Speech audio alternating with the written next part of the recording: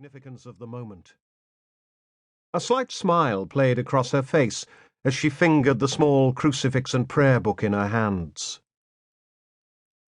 She moved to the low stool before the block, her eyes darting to the felling axe lying on the floor. Her expression never changed, and she listened in silence as the commission for her execution was read aloud.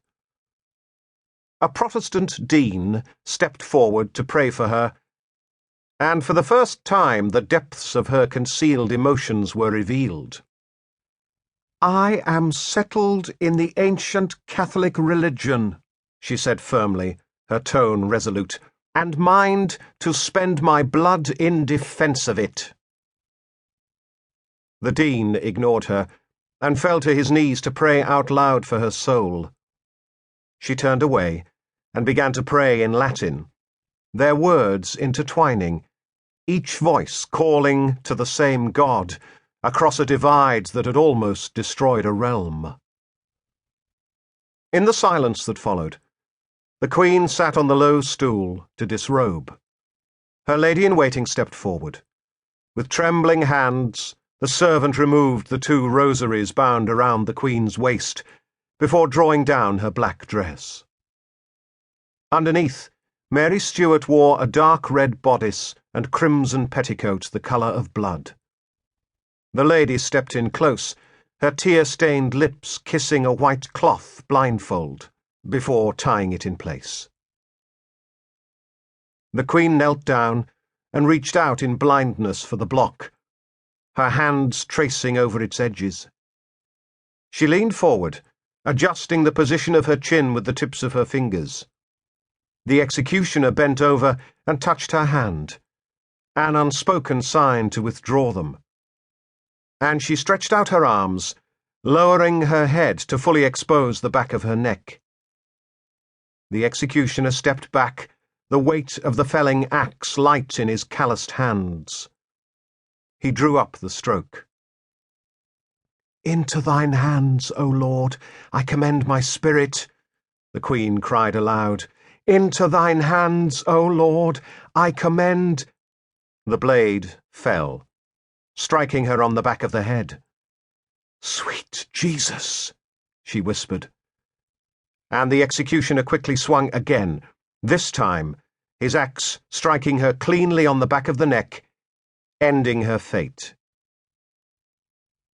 The executioner picked up the severed head and held it aloft, turning slowly before the crowd so all could see and bear witness, his loud voice booming across the great hall, "God save the Queen!" Chapter 1 25th of March, 1587. Near Plymouth, England. Robert Varian picked his way across the ancient graveyard, his hands outstretched in the darkness as he wove through the maze of granite and sandstone markers. The noise of the air rushing through the trees filled his ears, and not for the first time he felt a hollow point of unease at the base of his back. The local yeomanry were sure to be patrolling for deserters, and given the lateness of the hour, his presence so far from port would be hard to explain. He looked up at the dark outline of the church spire to his left, tracing its outline with his eyes until he reached its apex. Above it, the clouds were racing across the sky, a ghostly white, diffusing the light of the waning moon. He searched for a gap along their line of advance and, seeing one approach, quickly dropped his gaze. An instant later, the moon's light shone through a breach, illuminating the ancient stones. He could see it, not 10 feet ahead. He was plunged once more into darkness as he stumbled on.